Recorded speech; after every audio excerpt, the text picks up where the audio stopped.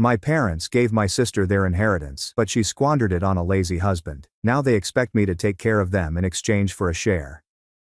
Growing up, it was obvious to me that Emily was my parents' favorite child. She was their little princess, whom they adored and regarded as incapable of doing wrong. It was as if their entire world revolved around her, and everything she did was met with admiration and praise. Whether it was a minor accomplishment at school or something as simple as her smiling at them, they were filled with pride and happiness. On the other hand, I was the oldest, and my parents were not like me.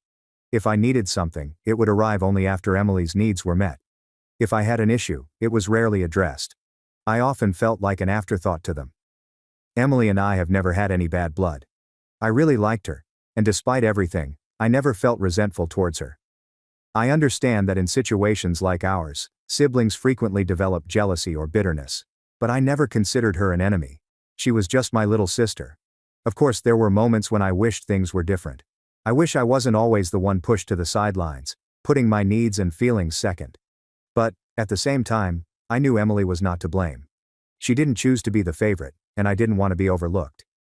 Let me give you some examples of how much my parents preferred Emily over me. Every year for her birthday, we would visit Disneyland. This would be a full day of fun, excitement, and making lasting memories. Emily always looked forward to it, and my parents made it a memorable occasion. Meanwhile, when my birthday came, there were no big trips or extravagant gifts. Instead, we'd go out to dinner at a nearby restaurant. The difference was obvious. Emily's birthday was a big deal, whereas mine felt like a chore. When it came to extracurricular activities, my parents always prioritized Emily first. They only had enough money to cover one child's after-school activities, so they chose ballet over tennis. The frustrating part was that I was actually quite good at tennis. I enjoyed playing and had the potential to go far, but my parents did not consider it important. Instead, they advised me to focus on my studies, rather than what they considered a game. In reality, they just didn't want to invest in me. Emily was never an outstanding student. She never got a higher grade than a B, but it didn't seem to matter.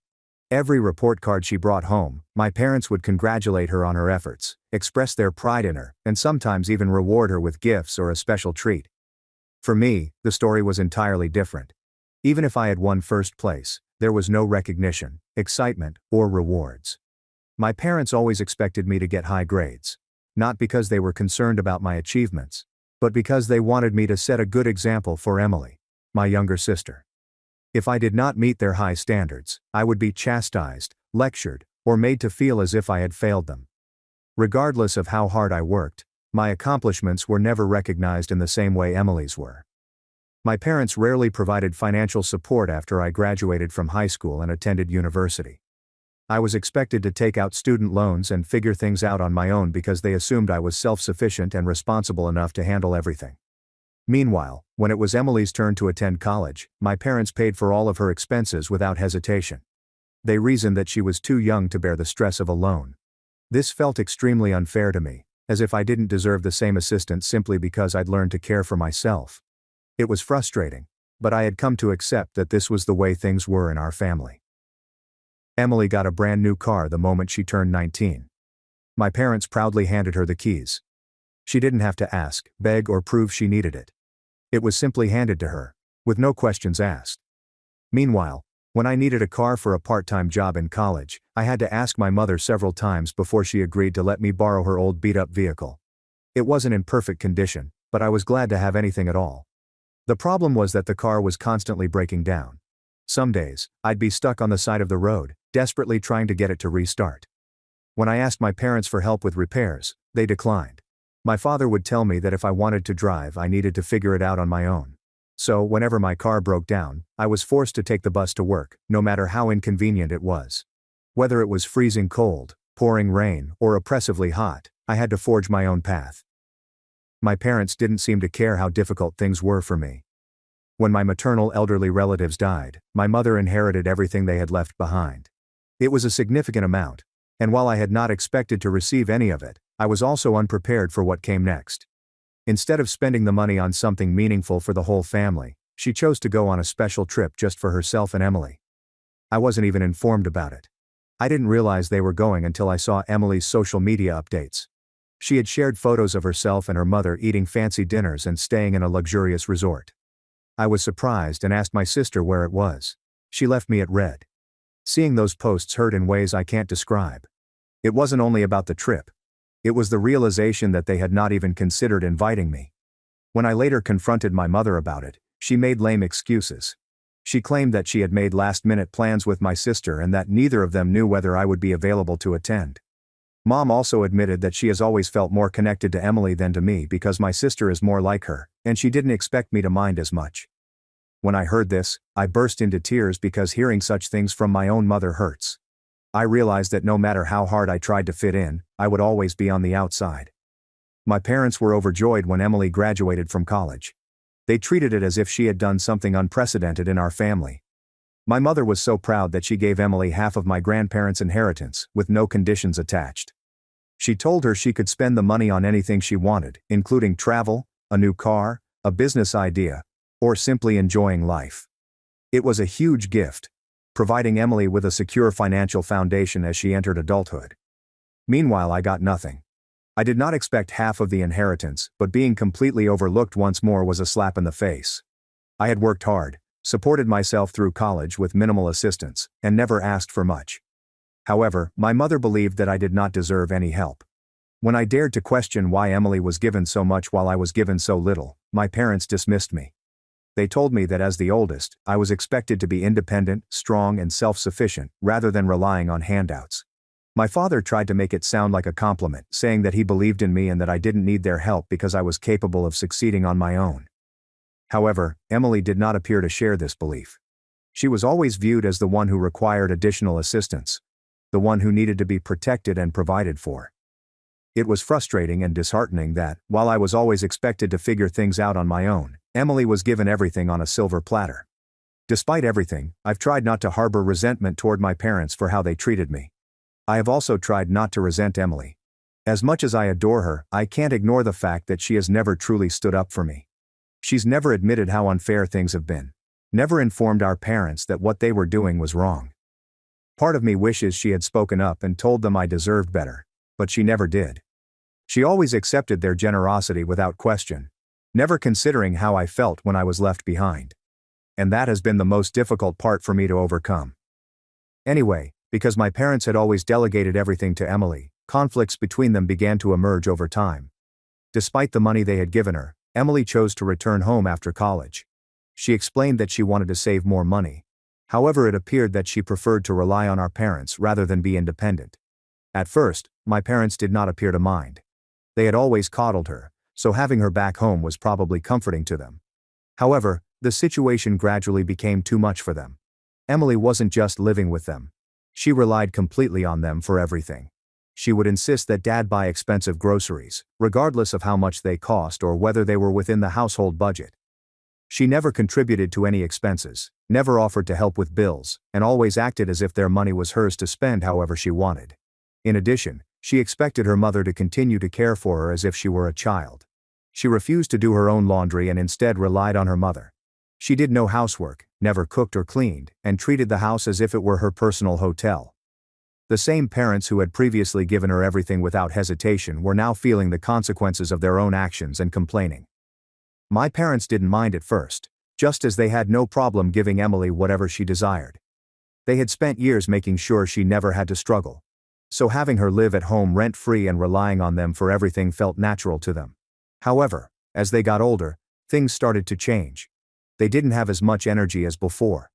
They began to expect Emily to step up, even if it meant taking on minor responsibilities. That's when the fight started between them.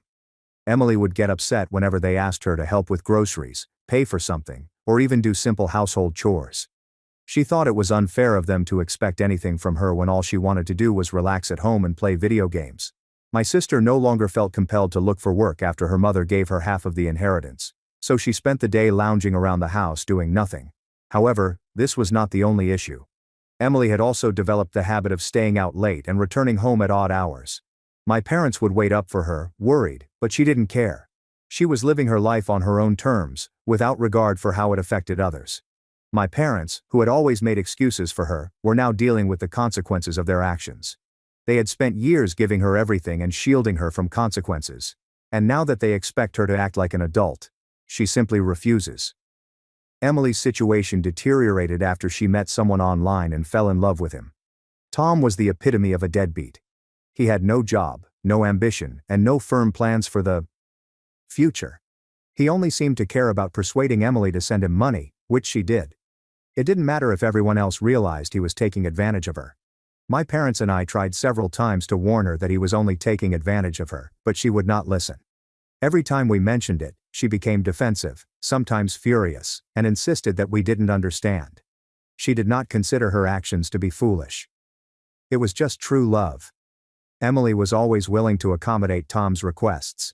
She'd send him money for rent, food, and even non-essential purchases like new clothes or video games.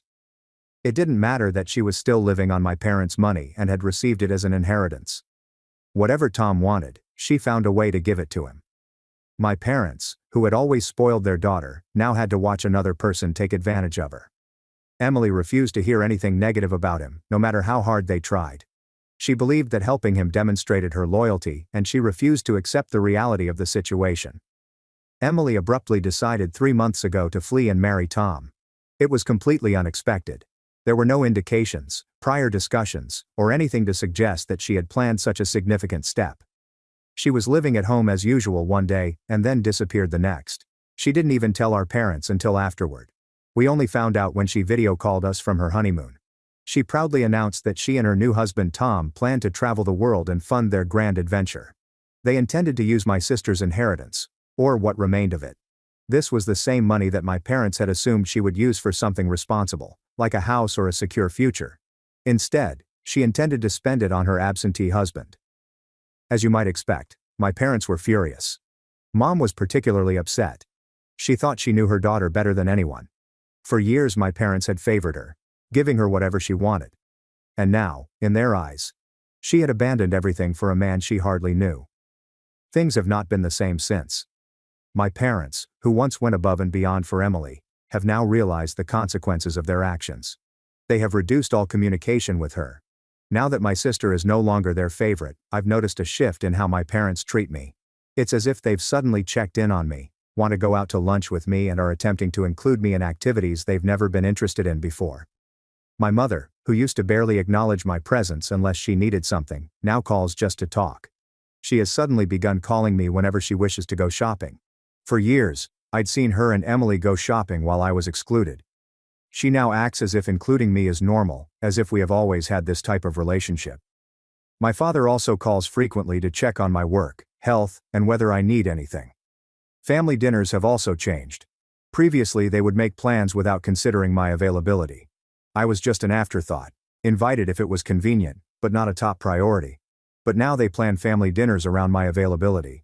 They confirm my attendance, contact me before making plans, and appear to be excited about my presence. It's strange, almost unsettling. Even socially things have changed.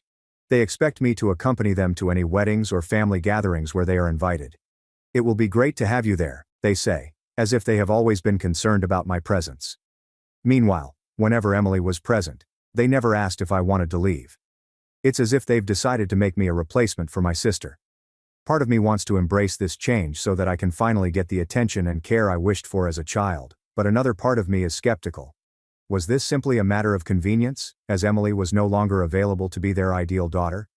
But, unlike Emily, they expect me to work for them. For example, when my father became ill, my mother was unable to help him much due to a bad back. They suddenly expected me to step in and care for him without asking any questions. When my father was in the hospital, they encouraged me to visit him as frequently as possible, almost as if it was my responsibility to be there every day. They expected me to drop everything and focus on them, something they never asked Emily to do when she was the one they cared about. Then, over Christmas, my parents sat me down for what appeared to be a serious discussion. They informed me that they had decided to give me a portion of the inheritance my mother had received from her elderly relatives but had previously decided not to pass down to me. Keep in mind that my mother had already given half to my sister, so she decided to share some of what was left with me. My mother told me that she and her father thought they should have given me the money right away and hoped that I would use this inheritance to invest wisely or buy myself a new car because, according to them, my 4-year-old car had served its purpose and it was time for an upgrade. I was completely caught off guard. My parents had never been as generous to me before. For years, Emily had received expensive gifts and financial assistance, while I had been told to be self-sufficient and care for myself. I was understandably suspicious. When I looked at them and asked, "Why are you suddenly being so nice to me?" they revealed the truth. My parents sighed and admitted that they had learned their lesson after what had happened to Emily. My father went on to say that they could never trust her again because she had willingly spent all of her money to run off and marry a deadbeat. Instead of giving her more money, which she would undoubtedly waste, they chose to give it to me because they trusted I would use it responsibly. Mom looked at me and told me that in exchange for their generosity, all they wanted was for me to be their temporary favorite child. She said it casually, as if it were a perfectly normal thing to say. According to her, this meant that I should listen to them, be there for them, and look after them now that they were older and had no one else to turn to. Dad chimed in, saying he had always known I was the more responsible one, and he had high hopes for me, that I would not let them down like Emily had. I sat there staring at them, attempting to process what I had just heard. Hearing them say this confirmed what I had suspected. This was not love. This was not appreciation. This felt like they were attempting to bribe me into taking care of them. They'd lost Emily, their golden child. So now they wanted me not only to replace her, but also to cater to their needs. Their motivation for giving me money was not to make amends for how they had treated me previously. It wasn't because they regretted having ignored me all these years. No, they needed something from me right now. They offered me these gifts with strings attached. They expected something in return. My obedience, presence, and care. They didn't appreciate me as a person. It was about creating a safety net for themselves now that Emily was no longer present. At that moment, I realized something painful. My parents never really changed. They did not suddenly wake up and recognize my worth. They simply shifted their preferences because Emily had let them down. And now I was just their backup plan. Now, I could have refused the money. I certainly could have protested. I could have called them out on their hypocrisy, pointed out how they had ignored me for years, and expressed my true feelings, but I didn't because there was no point. It wasn't as if they'd suddenly realize their error and apologize. It was unlikely that they would finally admit how unfair they had been. Instead, I decided to simply accept what they were offering. My parents had never given me financial assistance before. I had always been the independent one, the one who had to struggle and work for everything, whereas Emily received handouts. My sister had been spoiled with expensive gifts, free college tuition, a brand new car at the age of 19, and half of the inheritance from my elderly relatives. So what did she do with it? She took off and spent everything on herself and her husband. Meanwhile, I worked hard for everything I had, with no assistance from my parents. She had received more than enough from my parents over the years. So, if they finally wanted to give me something, who am I to refuse? So I kept my mouth shut and accepted the money. However, since then, my parents' expectations of me have only grown. Every day they appear to feel more entitled to me. My mother always relies on me to drive her around, despite the fact that she is perfectly capable of driving herself.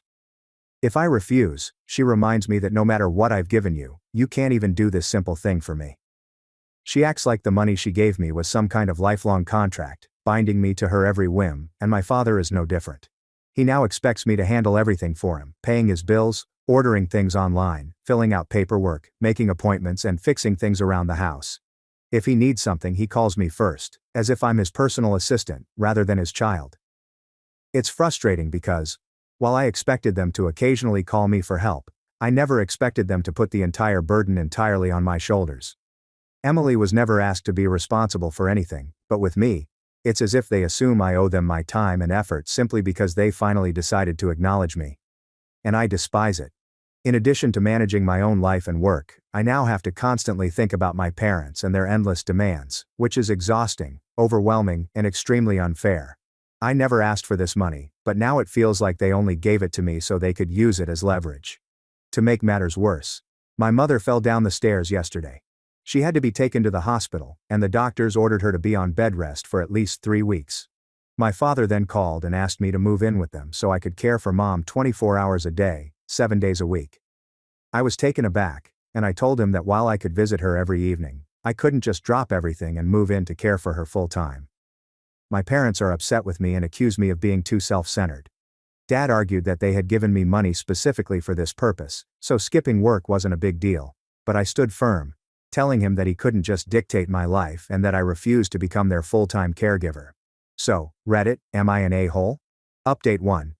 Many people have asked me why I didn't just refuse the money, or why I'm still interacting with my parents after everything they've put me through.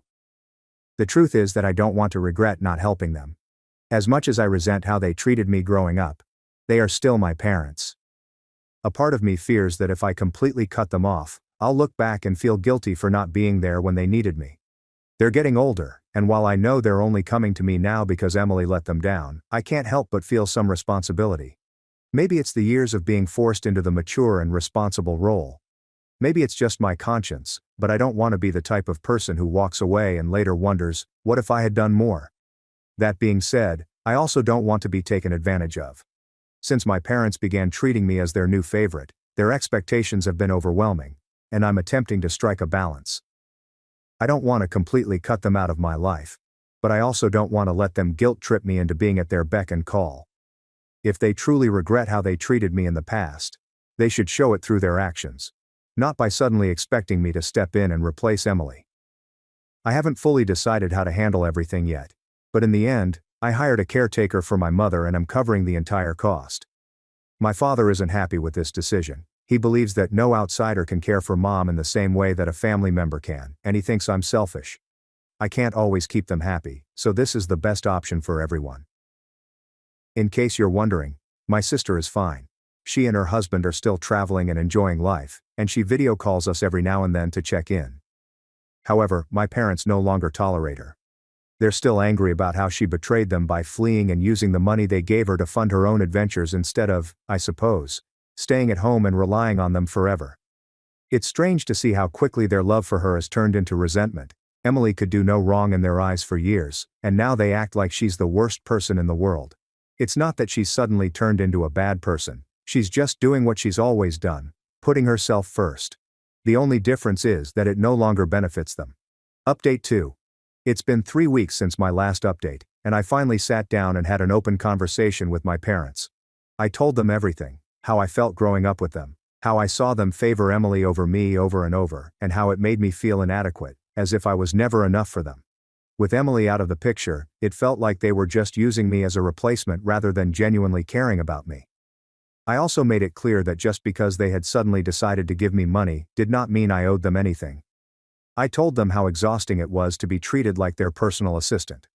I was not their servant, and I refused to be guilt-tripped into taking care of them when they had spent years pushing me aside.